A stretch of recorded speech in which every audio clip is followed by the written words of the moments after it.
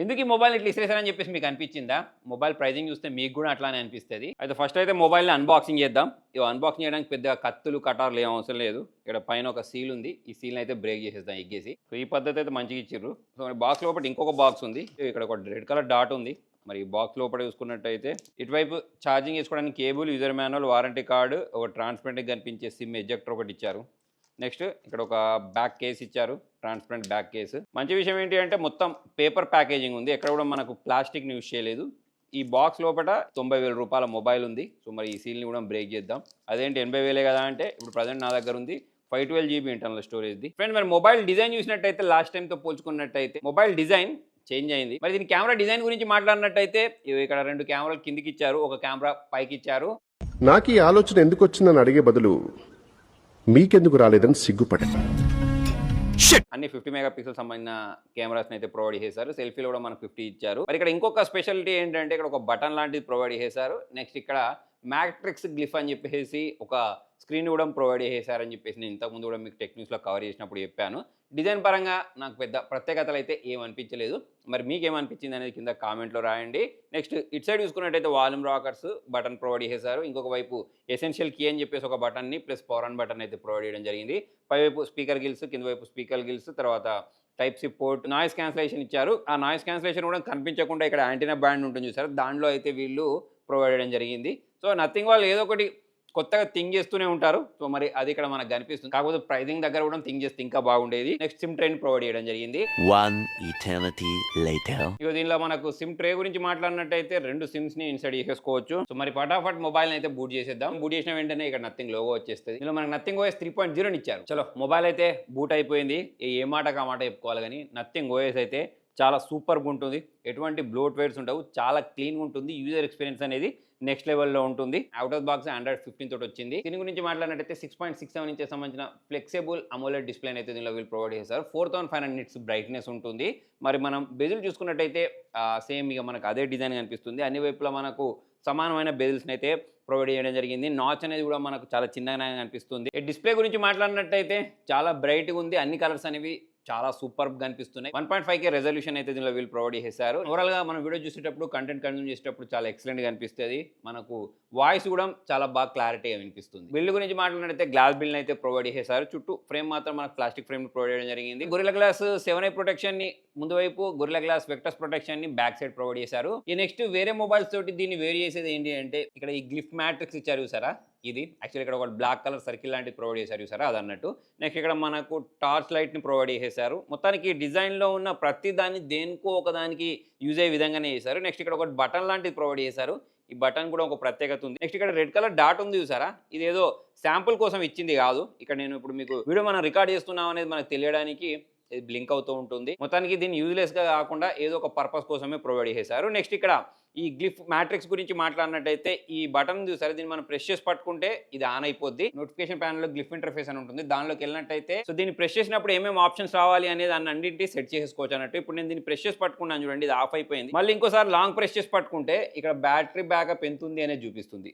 మళ్ళీ నేను దీన్ని లాంగ్ ప్రెస్ చేసి పట్టుకుంటే స్టాప్ వాచ్ వచ్చింది. మళ్ళీ దీన్ని నేను లాంగ్ ప్రెస్ చేసి పట్టుకున్నాను అనుకోండి, ఈ స్టాప్ వాచ్ అనేది స్టార్ట్ అయిపోద్ది. నెక్స్ట్ ఇందులోనే మనకు గ్లిఫ్ మిర్రర్ అని చెప్పేసి ఇచ్చారు, సోలార్ క్లాక్ అని చెప్పేసి ఇచ్చారు, రాక్ పేపర్ సిజర్ లాంటివి ప్రొవైడ్ చేశారు, స్పిన్ ద బాటిల్ అని చెప్పేసి ఆప్షన్ ప్రొవైడ్ చేశారు, డిజిటల్ లాక్ని ప్రొవైడ్ చేశారు. మొత్తానికి దీనికి ఏదో ఒక పర్పస్ ఇవ్వడానికి ట్రై చేశారు. కానీ మరి మీకు అది ఎలా అనిపించింది అనేది కింద కామెంట్లో రాయండి. కొంతమందికి నచ్చచ్చు, కొంతమందికి అది నచ్చకపోవచ్చు. అయితే మొబైల్ వాడుతున్న సేపు నాకు అనిపించింది ఏంటి అంటే దీనికి సంబంధించిన హ్యాప్టిక్స్ ఏవైతే ఉంటాయో అవైతే చాలా బాగున్నాయి. దీంతో పాటుగా మనకు ప్రీవియస్ జనరేషన్ మొబైల్లో ఇచ్చినట్టు ఎసెన్షియల్ బటన్ కూడా వీళ్ళు దీనిలో ప్రొవైడ్ చేశారు. నెక్స్ట్ దీని పర్ఫార్మెన్స్ గురించి మాట్లాడినట్టయితే స్నాప్డ్రాగన్ 8 Gen 4ని ప్రొవైడ్ చేశారు. మరి వీళ్ళు పెట్టిన ప్రైజింగ్ 80,000.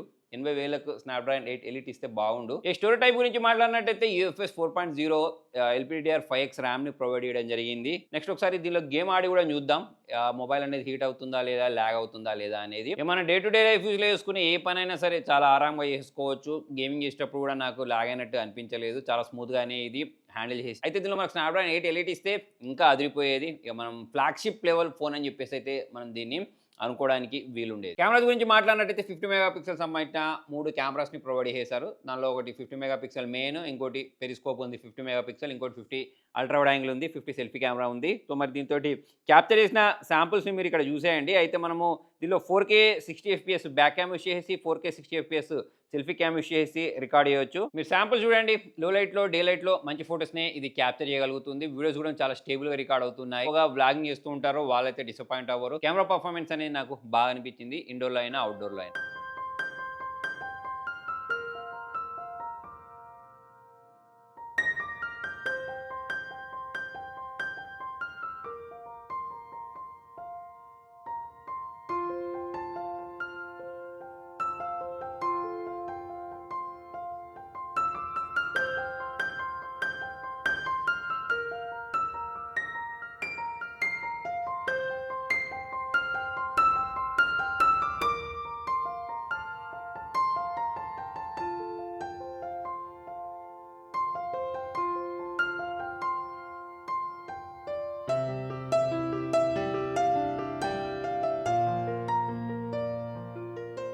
ఫ్రెండ్స్, ఈ వీడియో నేను 4K 60 FPSలో సెల్ఫీ క్యామ్ యూస్ చేసి రికార్డ్ చేస్తున్నాను. సో మరి దీనికి సంబంధించిన stability, video clarity, voice quality మీరు ఇక్కడ గమనించవచ్చు. ఫ్రెండ్స్, ఈ వీడియో నేను బ్యాక్ క్యామ్ యూస్ చేసి 4K 60 FPSలో రికార్డ్ చేస్తున్నాను. మరి దీనికి సంబంధించిన స్టెబిలిటీ మీరు చూడొచ్చు. మరి నాకు ఇందులో అయితే బాగానే కనిపిస్తుంది. ప్లస్ ఇక్కడ క్లారిటీ కూడా మీరు చూడండి. నెక్స్ట్ ఇక్కడ ఆటో ఫోకస్ కూడా మీరు చూడండి ఎలా ఉంది అనేది.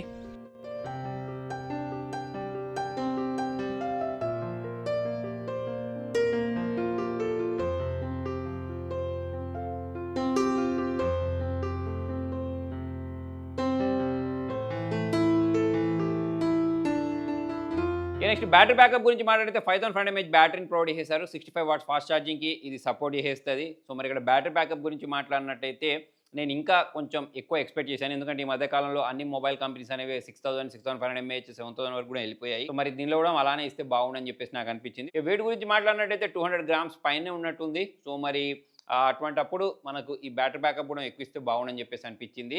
వైర్లెస్ ఛార్జింగ్ కూడా ప్రొవైడ్ చేశారు 15 వాట్స్ సంబంధించి. దీంతో పాటు 7.5 వాట్స్ రివర్స్ వైర్లెస్ ఛార్జింగ్ కూడా ప్రొవైడ్ చేయడం జరిగింది. సో మరి ఆ రంగం మీకు 1 day వరకు అయితే బ్యాటరీ బ్యాకప్ వచ్చేస్తుంది. దీనిలో మనకు 5 years పాటు మేజర్ అప్డేట్స్, 7 years పాటు సాఫ్ట్వేర్ అప్డేట్స్ ని ప్రొవైడ్ చేస్తారని చెప్తున్నారు. నథింగ్ ప్రీవియస్ ట్రాక్ రికార్డ్ గురించి మాట్లాడినట్టు అప్డేట్స్ విషయంలో అయితే మాత్రం వీళ్ళు రెగ్యులర్ గా ప్రొవైడ్ చేస్తూ ఉంటారు. బగ్స్ కూడా చాలా ఫాస్ట్ గా ఫిక్స్ చేస్తూ ఉంటారు. ఎలాగో దీని యూఐ కూడా బాగుంది. దీనిలో వీళ్ళు ప్రొవైడ్ చేసిన in display finger print censor కూడా ఫాస్ట్ గానే అన్లాక్ చేయగలుగుతుంది. ఫేస్ అన్లాక్ కూడా ఫాస్ట్ గానే అన్లాక్ చేస్తుంది. సో మొబైల్ ఫీచర్స్ పరంగా చూసుకున్నట్టయితే బాగానే అనిపించింది. బాగా అనిపించింది ఏంటి అంటే దీనికి సంబంధించిన ప్రైజింగ్. సో మరి ప్రైజింగ్ గురించి మాట్లాడినట్టయితే దీని బేస్ వేరియంట్ 80,000 రూపాయలు ఉంది. సో అదే ఇప్పుడు నా చేతి దాని గురించి మాట్లాడినట్టు 16 GB ర్యామ్ 512 GB స్టోరేజ్ ఉంది. ఇది వచ్చేసి 90,000 వరకు ఉంది. జనరల్ చూసుకున్నట్టయితే వీళ్ళు యాపిల్ వాళ్ళకు పోటీగా ఈ మొబైల్ని తీసుకొచ్చారని చెప్పేసి నాకు అనిపిస్తుంది. సో మరి ఆండ్రాయిడ్లో వీళ్ళు ఇంకొక యాపిల్ అవుదామని చెప్పేసి ఈ మార్కెట్లోకి వచ్చారు. సో మరి ఆ థాట్నే వీళ్ళు మెల్లిమెల్లిగా ఈ ప్రైజింగ్ వైపుకి తీసుకెళ్తున్నారని చెప్పేసి అయితే నాకు అనిపించింది. మరి మీకేమనిపించిందో కింద కామెంట్లో రాయండి. Thank you.